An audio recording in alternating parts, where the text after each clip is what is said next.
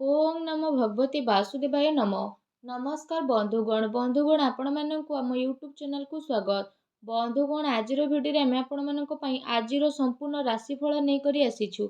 आजिर दिन आपणकर किपरि कटिबो, केउ प्रकार आजिर दिन को प्लानिंग करिवे, आज दिन रे आपणकर लव लाइफ किपरि रहिबो, आपणकर बिजनेस किपरि रहिबो, व्यापार किपरि रहिबो, ग्रह नक्षत्र हिसाब रे आजिर दिन को आपण किपरि भाबरे कटेइबे, केउ जिनिस रे आपणको फायदा मिलिबो, केउ जिनिस रे सावधान रहिबे, ता सहित ग्रह नक्षत्र हिसाब रे ए दिन रे आपणकर लव लाइफ किपरि रहिबो, क्यारियर किपरि रहिबो, बिजनेस आउ व्यापार किपरि रहिबो, आउ स्वास्थ्यर महत्वपूर्ण आउ सठिक इनफॉरमेशन ए भिडियो रे म आपण मानकु देबी। तेणु ए भिडियो को आदौ भी स्किप करंतु नहीं। आजिर दिन आपणकर किपरि कटिबो संपूर्ण सठिक राशिफल आपण मानकु जणाइबी। तो भिडियो आपण समस्तଙ୍କ ପାଇଁ महत्वपूर्ण अटे, तेणु शेष पर्यंत भिडियो को निहाती भाव में देखंतु। भिडियो आरंभ करने पूर्व आपण मानकु रिक्वेस्ट, भिडियो को जदि भी देखुचंती कमेंट बॉक्स रे जय श्री गणेश जय माँ लक्ष्मी अवश्य लिखंतु, जहाद्वारा भगवान श्री गणेश माता लक्ष्मी आशीर्वाद आपको मिलिबो।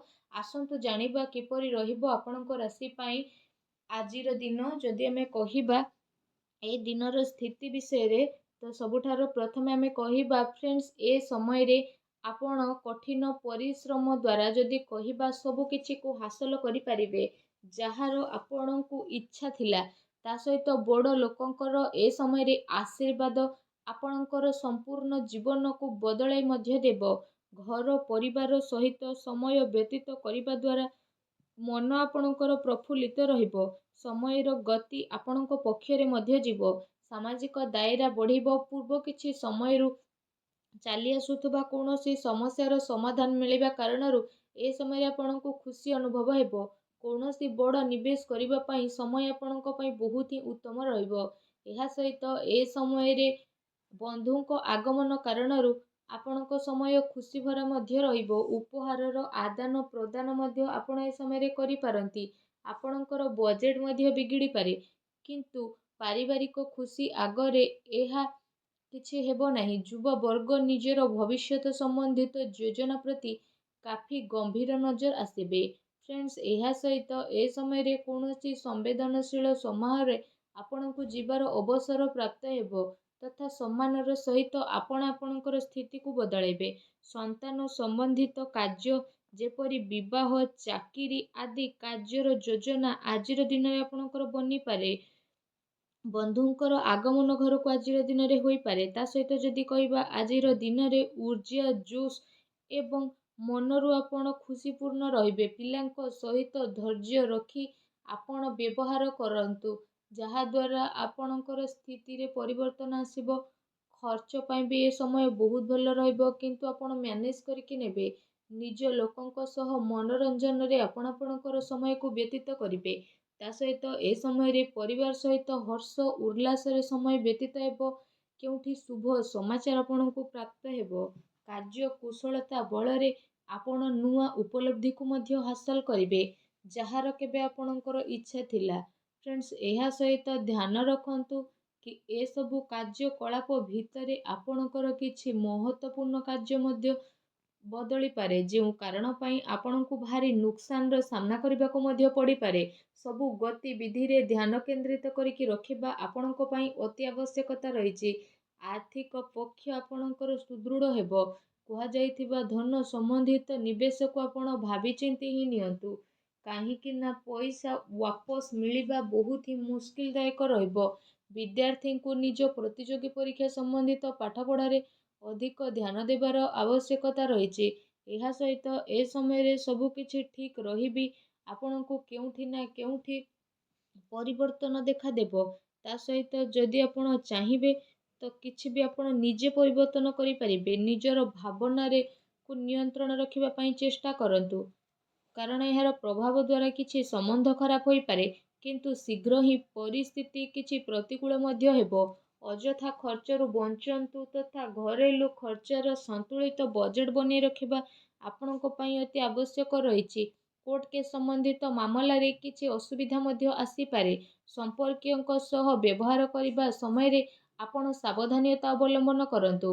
आपणको मुहरु किछि एपरि कथा बाहरी पारे, जो कारण पई आपणको संबंध खराब हेबार आशंका रहिछि। ସେଥିପାଇଁ ଆପଣଙ୍କୁ ଆପଣଙ୍କର ରାଗ ଉପରେ ନିହାତି ଭାବରେ ନିୟନ୍ତ୍ରଣ ରଖିବାର ଅଛି। କାହା ଉପରେ ଅତ୍ୟଧିକ ଭରସା ବା ବିଶ୍ୱାସ କରିବା ଆପଣଙ୍କ ପାଇଁ ନୁକସାନ ହୋଇପାରେ। ଠିକ୍ ହେବ କି ଆପଣ ଆପଣଙ୍କର ନିର୍ଣ୍ଣୟ ହିଁ ସର୍ବୋଚ୍ଚ ରଖନ୍ତୁ। ଘରର ବରିଷ୍ଠ ସଦସ୍ୟଙ୍କର ସ୍ୱାସ୍ଥ୍ୟର ମଧ୍ୟ ଧ୍ୟାନ ରଖିବାର ଅତି ଆବଶ୍ୟକତା ରହିଛି। ଯଦି କଥା ଆପଣଙ୍କର ଲଭ୍ ଲାଇଫ୍ ବିଷୟରେ ହେବ ତ ଏ ସମୟରେ ପାରିବାରିକ ବାତାବରଣରେ ଆପୋଷିକ ତାଳମେଳ ଓ ସାମଞ୍ଜସ୍ୟ ବନିକି ରହିବ। ପ୍ରେମ ସମ୍ବନ୍ଧରେ ଜଣେ ଆଉ ଜଣଙ୍କର ଭାବନାକୁ ବୁଝିବାର ଅତି ଆବଶ୍ୟକତା ରହିଛି। ପତି ପତ୍ନୀଙ୍କ ଭିତରେ କିଛି ଏ ସମୟରେ ଲଢ଼େଇ ଝଗଡ଼ା ହୋଇପାରେ। ପ୍ରସଙ୍ଗ ବଦନାମୀ ଆପଣଙ୍କ ଅପଦସ୍ଥର କାରଣ ବନିପାରେ, ତେଣୁ ଟିକେ ସାବଧାନ ରୁହନ୍ତୁ। ଏହା ସହିତ କାମ କାର୍ଯ୍ୟରେ ଚାଲୁଥିବା ଶିଥିଳତାର ପ୍ରଭାବ ପାରିବାରିକ ଜୀବନରେ ଆପଣ ପଡ଼ିବାକୁ ଦିଅନ୍ତୁ ନାହିଁ। ଜୀବନସାଥୀ ତଥା ପିଲାଙ୍କର ପୂର୍ଣ୍ଣ ସହଯୋଗ ଆପଣଙ୍କୁ ପ୍ରାପ୍ତ ହେବ। ଏହା ସହିତ ଆଜିର ଦିନରେ ପାରିବାରିକ ସୁଖ ଶାନ୍ତି ବନିବ। ସନ୍ତାନଙ୍କର ଶିକ୍ଷା ଆଉ କ୍ୟାରିୟର ସମ୍ବନ୍ଧିତ ଗତିବିଧିରେ ଆପଣ ସହଯୋଗ ମଧ୍ୟ ଦେଇପାରିବେ। ଘର ପରିବାରରେ ଆପୋଷିକ ସୌହାର୍ଦ୍ଦ୍ୟ ତଥା ପ୍ରେମ ଆପଣଙ୍କର ବନିକି ରହିବ। ବିପରୀତ ପରିସ୍ଥିତି କାରଣରୁ ପ୍ରେମ ସମ୍ବନ୍ଧରେ ସ୍ଥିତି ଆପଣଙ୍କର ବଦଳିବ। ତା ସହିତ ପ୍ରେମ ଜୀବନ ଦୃଷ୍ଟିକୋଣରୁ ଯଦି କହିବା, ଏ ସମୟ ଆପଣଙ୍କ ପାଇଁ ବହୁତ ହି ମିଲାଜୁଲା ସାବ୍ୟସ୍ତ ହେବ। ଫ୍ରେଣ୍ଡସ୍, ଯଦି କଥା ଆପଣଙ୍କର ବ୍ୟବସାୟ ଆଉ କ୍ୟାରିୟର ବିଷୟରେ ରହିବ ତ ଏ ସମୟରେ ଚାକିରି, ଶିକ୍ଷା ଆଉ କାରବାରରେ ଯଦି କହିବା ଅଧିକ ପରିଶ୍ରମର ଅତି ଆବଶ୍ୟକତା ରହିଛି। କାର୍ଯ୍ୟ ବିସ୍ତାର ସମ୍ବନ୍ଧିତ କୌଣସି ଯୋଜନାକୁ କାର୍ଯ୍ୟ ରୂପରେ ପରିଣତ କରିବା ପୂର୍ବରୁ ଭଲ ଭାବରେ ବିଚାର ବିମର୍ଶ ଆପଣ ନିହାତି କରନ୍ତୁ। ଚାକିରି ପେଶା ବ୍ୟକ୍ତି ମଧ୍ୟ କୌଣସି ଅପରିଚିତ ବ୍ୟକ୍ତିଙ୍କ ସହ ବ୍ୟବହାର କରିବା ସମୟରେ ସାବଧାନତା ଅବଲମ୍ବନ କରନ୍ତୁ। କାମ କାର୍ଯ୍ୟକୁ ଆପଣ ପୁରା ଗମ୍ଭୀରତାର ସହ ନେଇକି ଯିବେ। ଏ ସମୟରେ ଆପଣ ଏହା ଧ୍ୟାନ ରଖିବାର ଆବଶ୍ୟକତା ରହିଛି କି କେଉଁଠି ଆପଣଙ୍କର ସିକ୍ରେଟ୍ ଲିକ୍ ନ ହେଇଯାଉ। ପାର୍ଟନରସିପ୍ ସମ୍ବନ୍ଧିତ ବ୍ୟାପାରିକ ଗତିବିଧିରେ ଆପଣ ନଜର ରଖନ୍ତୁ। କୌଣସି ପ୍ରକାରର ଧୋକା ଆପଣଙ୍କୁ ହୋଇପାରେ। ଫ୍ରେଣ୍ଡସ୍, ଏହା ସହିତ ଏ ସମୟରେ କାର୍ଯ୍ୟ କ୍ଷେତ୍ରରେ କ୍ୱାଣ୍ଟିଟି ଚକ୍କରରେ କ୍ୱାଲିଟି ସହିତ କୌଣସି ପ୍ରକାରର ସମଝୋତା ଆପଣ କରନ୍ତୁ ନାହିଁ। କୌଣସି ବଡ଼ ଅର୍ଡ଼ର ଆପଣଙ୍କର ହାତରୁ ମଧ୍ୟ ଯାଇପାରେ କିମ୍ବା ଡିଲ୍ ମଧ୍ୟ ଆପଣଙ୍କର କ୍ୟାନସେଲ୍ ହୋଇପାରେ। ଚାକିରି ପେଶା ବ୍ୟକ୍ତିଙ୍କ ପାଇଁ ଚାକିରିରେ ବସ୍ ଆଉ ଉଚ୍ଚ ଅଧିକାରୀ ଯଦି କହିବା ଆପଣଙ୍କ କାମରେ କାଫି ସନ୍ତୁଷ୍ଟ ରହିବେ। ପଦୋନ୍ନତିର ମଧ୍ୟ ସମ୍ଭାବନା ରହିଛି। ଚାକିରିରେ ମନୋବାଞ୍ଛିତ ଉପଲବ୍ଧି ମିଳିବାର ଏ ସମୟରେ ଆଶା ରହିଛି, ଯେଉଁ କାରଣ ପାଇଁ ଆପଣଙ୍କୁ ଖୁସିର ବହୁତ ଅନୁଭବ ହେବ। ତା ସହିତ ଯଦି କହିବା ନୂଆ ଟେକ୍ନିକ୍ ଆଦିର ପ୍ରୟୋଗ କରି ଆପଣ ସଫଳତା ହାସଲ କରିବେ। ଲମ୍ବା ସମୟରୁ ଚାଲୁଥିବା କୋର୍ଟ କେସ୍ ମାମଲାରେ ଆପଣଙ୍କୁ ପୂରା ହେବାର ଆଜି ସମ୍ଭାବନା ରହିଛି।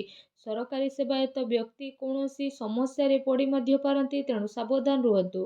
ଏ ସମୟରେ ବ୍ୟାପାରରେ ନୂଆ ପାର୍ଟି ତଥା ନୂଆ ଲୋକଙ୍କ ଦ୍ୱାରା ବ୍ୟବସାୟିକ ସମ୍ବନ୍ଧ ସ୍ଥାପିତ କରିବା ପୂର୍ବରୁ ଭାବି ଚିନ୍ତି ଆପଣ ଅବଶ୍ୟ କରନ୍ତୁ।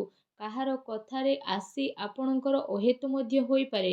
ଚାକିରିରେ ସହକର୍ମୀ ଆପଣଙ୍କ ବିରୋଧରେ କିଛି ଉଚ୍ଚ ଅଧିକାରୀଙ୍କର କାନ ଭରି ପାରନ୍ତି। ସେଥିପାଇଁ ଆପଣ ଟିକେ ସାବଧାନ ରୁହନ୍ତୁ। ଆଜି ପ୍ରତିକାର ସ୍ୱରୂପ ମା ଲକ୍ଷ୍ମୀଙ୍କର ପୂଜା କରନ୍ତୁ। ତା ସହିତ ଛୋଟ ପିଲାଙ୍କୁ ଚକୋଲେଟ୍ ଦିଅନ୍ତୁ। ଦେଖିବେ ଆଜିର ଦିନ ଆପଣଙ୍କର ବହୁତ ହିଁ ଶୁଭ ଓ ମଙ୍ଗଳଦାୟକ ସାବ୍ୟସ୍ତ ହେବ। ଧନ୍ୟବାଦ।